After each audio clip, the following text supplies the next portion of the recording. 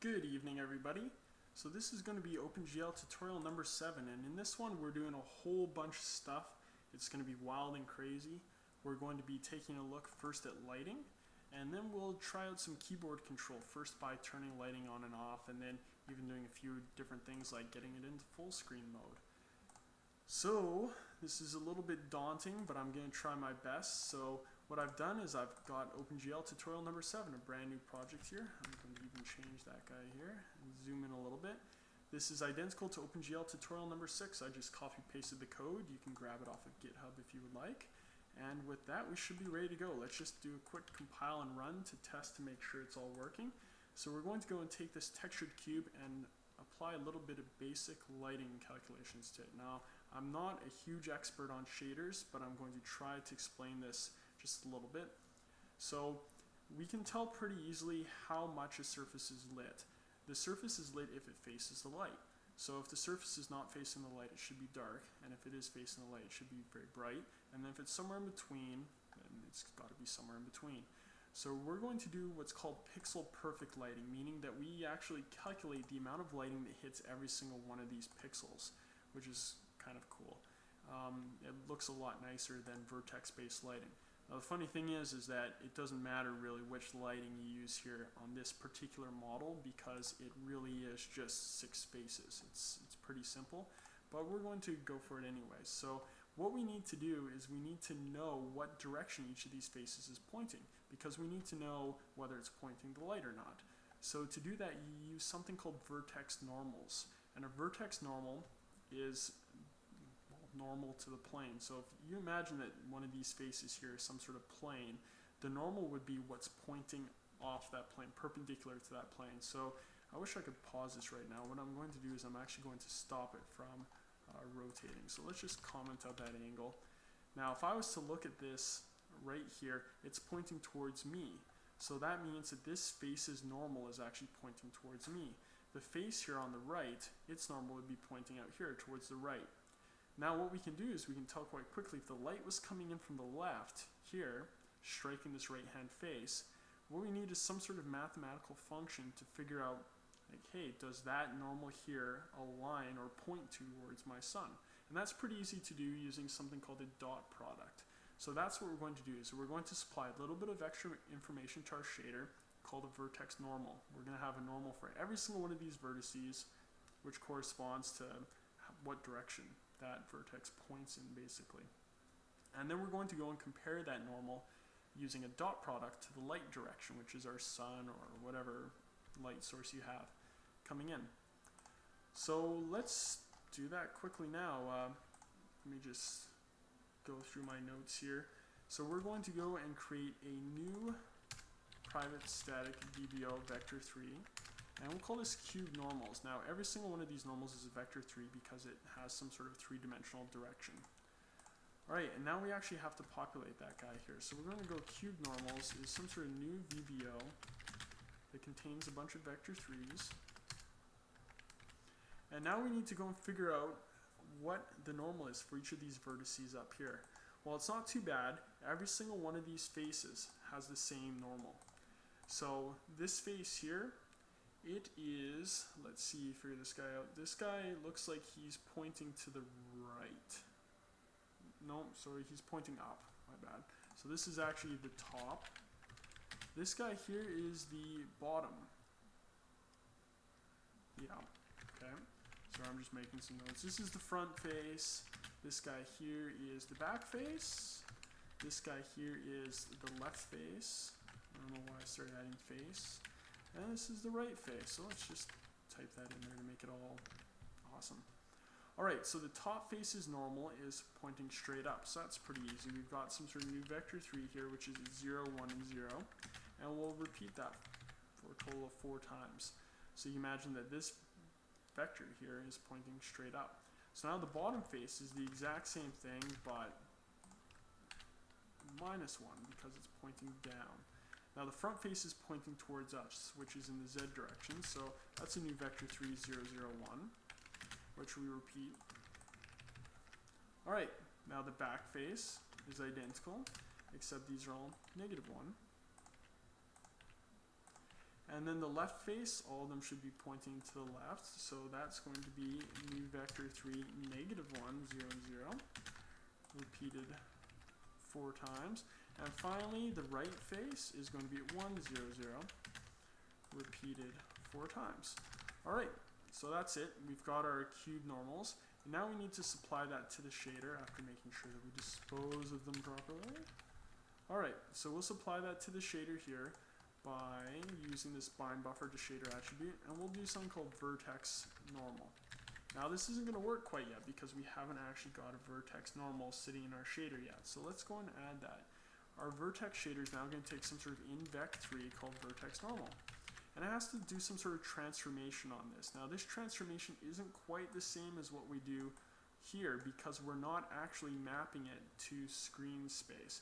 We only want to take the model matrix transformation. So if the model's been rotated at all, we want to make sure we rotate the normals with it too. So we can do that pretty easily. We're going to have an outvec3 normal. This is what's going to be passed to our fragment shader. And our normal is going to be equal to the model matrix multiplied by the vertex normal. Let me make sure I do that right. Vertex normal 0. All right. Now what we really need to do is we need to make sure we normalize this because we don't really know what the contents of this are. So we want to make sure that our vertex normal stays a length of 1. So we don't want it ending up with like a length of 27 because that could mess with our dot product in the fragment shader. So what I'm going to do is I'm going to go and just take the XYZ component of this and I'm going to normalize that. Alright, so that should be it for our normal. And now let's go and add something to our fragment shader here. Our fragment shader is going to go and take that normal in vec3 normal. And let's actually take a look at what it actually, like what that normal contains. So let's do that really quick. We'll set the fragment color to be the vec4 of our normal and 1. Alright, so hopefully this just works for me. Right. That is not quite what I expected. Let me make sure that I've done this correctly. Vec4 of the vertex normal. I would have thought so. Let me just see here. That's what I have in my tutorial, which looks identical. So, that's got to be right. Let me just start rotating this again and I'll take a look at it, and it's probably a lot less of a problem than I thought it was.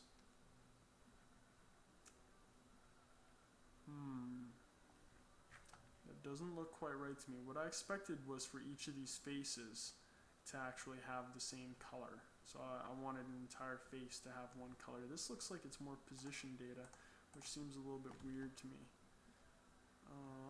Yep, of course. Derp.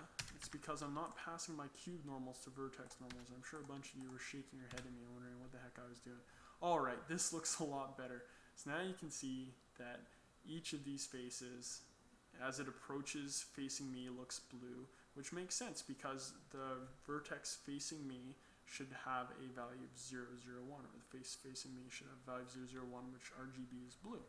So that's pretty cool. So that's what the normals look like. Now what we're going to do is we're going to compare those normals against the light direction. So we need some sort of light direction. So I'm going to have some sort of uniform here, vec3, which is my light direction.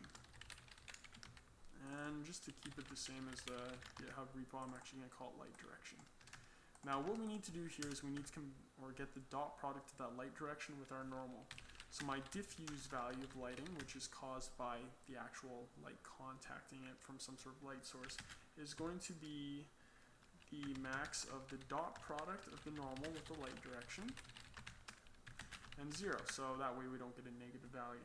Now I'm also going to supply some sort of ambient light source. So this is something that lights the scene no matter what's going on. I'm going to set that to value of 0.3. So my actual lighting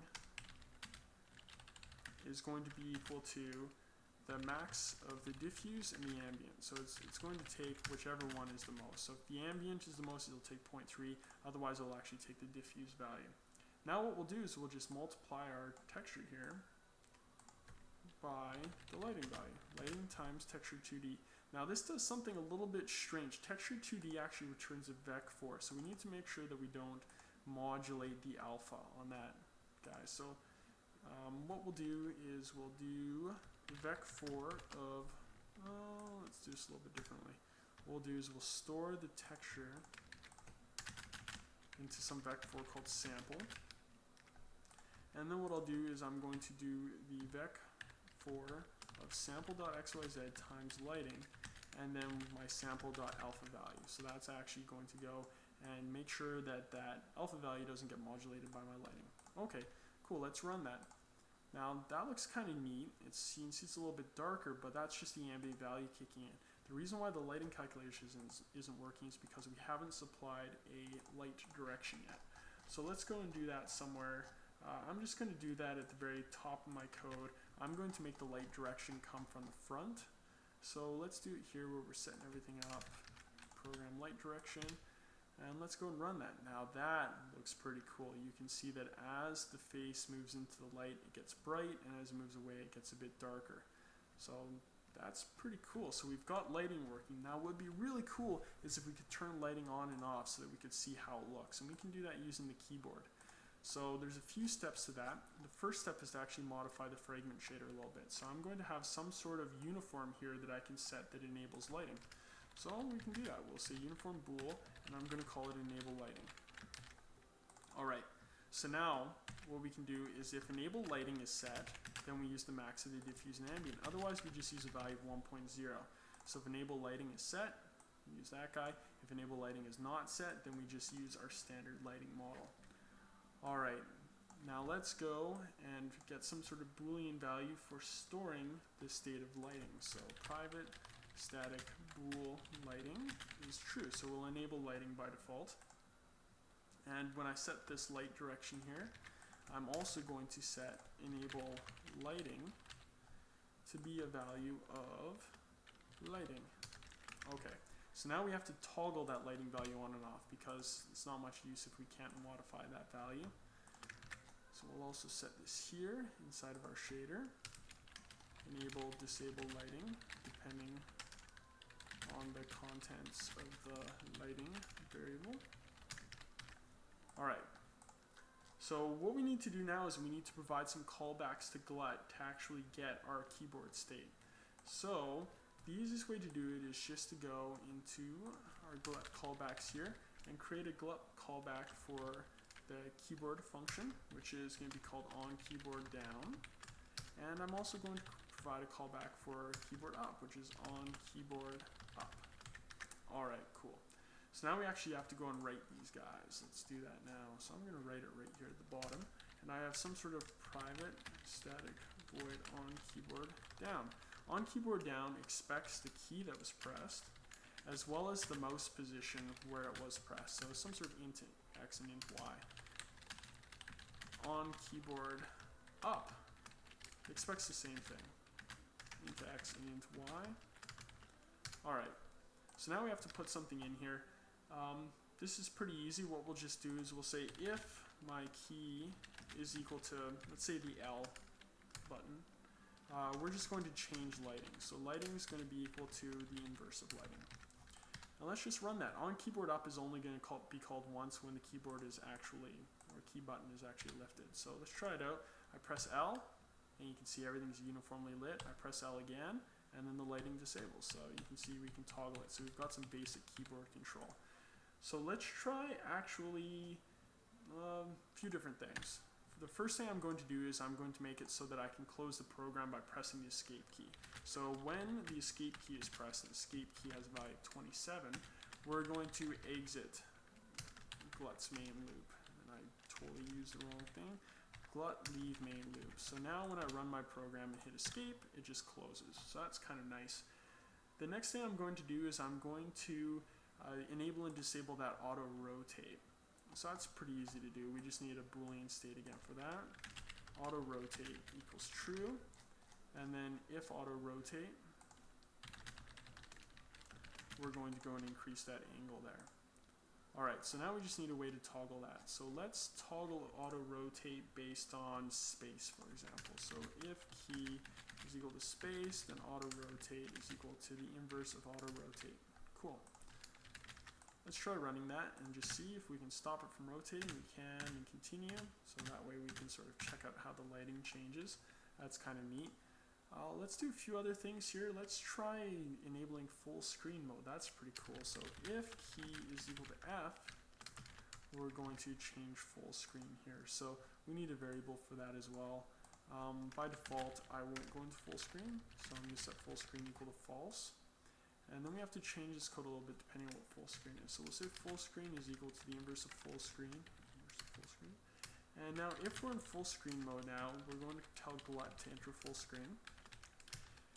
Otherwise, what we're going to do is we're going to go back into a window. And to do that, I'm going to position the window at 0, 0, and I'm going to reshape the window to have a size of 1280 by 720. Alright, so let's try this out here. I'm going to press F to enter full screen. Now this looks a little bit weird. We've entered full screen, but the cube's down here for some reason. When we press F again, it looks like it's back in the center of the screen. Alright, so what's happening here is when we've changed the size of the window, we are still using the old projection and view matrices that we had supplied when the program started up. And you'll notice that when I resize the window here, it doesn't actually modify those matrices. So that should be something that we do, and that happens with the onReshape function. So that's a callback in GLUT as well. So aside from these basic callbacks here, let's go and also add a new callback for the GLUT reshape function. And I'll just call this onReshape. And in this onReshape method, we have to recalculate this projection and view method. So onReshape, it is going to go down here somewhere. OnReshape, and it expects the new window size in both width and height. So let's just supply int width and int height. Oh, only I could type int width and int height. Alright, so now my program's width should be updated to that new width value. My program's height value should be updated to that height value as well. Now we have to make sure that we're using our shader program, and we just have to update its projection matrix. Well, we already have the code to do that up here, so we might as well just recycle it. There's our projection matrix, and I'm going to go and update that here. So now when the window is modified, this onReshape method will be called. It will update our projection matrix, and now when we reshape our window, you'll see that our cube stays centered correctly, and even when we go in full screen. So not too shabby. What other things would be interesting to add? I think it'd be cool if we could rotate the cube depending on what buttons were pressed on the keyboard. That sounds pretty neat. So what I'm going to do is I'm going to break up my angle into both an X angle and a Y angle. So let's set here, I'm going to have an X angle and a Y angle. Alright, cool. Now, when I actually go and draw this, if auto rotate, I'm going to increase my X angle by delta time and my Y angle by delta time over 2, let's say.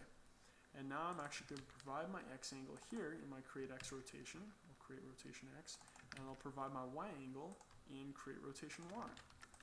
Alright, so if we run this code, you'll see that looks exactly the same, and I can stop and start it. And now I'm going to go and actually modify these based on the keyboard values. Those keyboard values are going to be my up, down, left, right arrow keys. So I'm going to keep the state of those guys. I'm going to have up, down, left, and right, all equal to false by default. And if, for example, let's go into that draw method, else, actually I'll only run this if auto rotate's disabled. If we're going right, then I'm going to increase my Y angle by delta time. If we're going left, I'm going to decrease my Y angle by delta time. And if I'm going up, I'm going to increase my X angle by delta time. And if I'm going down, I'm going to decrease my X angle by delta time. So all that's left to do now is set these depending on what the actual state of them are. So what we'll do is we'll set that value when the keyboard down button is pressed, and then set the value back to false when the up button is pressed. So else if key is equal to Let's actually do WAS and D because that's a little bit easier. So if key is equal to W, that's going to be my up button. And if my key is equal to A, that's going to be my left button. And if my key is equal to S, that's going to be my down button. And if my key is equal to D, that's going to be my right button. Alright, and now we just have to do the exact same thing here, but set those to false on the on keyboard up. Alright, so I think that's about it. Let's try running that code. I'll hit spacebar to stop it, and now using W, I can continue to push the cube around using my A, D, and S keys. I can also move it around, so that's pretty nifty. And I can press spacebar again to just enable the auto rotation. So that was a little bit haphazard and a bit all over the place, but we got everything we wanted to get done. So the first thing was creating the normals and explaining what that was. So a normal is something that's perpendicular to this face here, and we supplied that normal to each vertex here on each of these quads. We used that normal to calculate some basic lighting by setting a lighting direction in the shader, and then using the dot product to figure out how well that normal aligned with our light direction. The next thing we did was we added some basic keyboard control to turn on and off a shader value.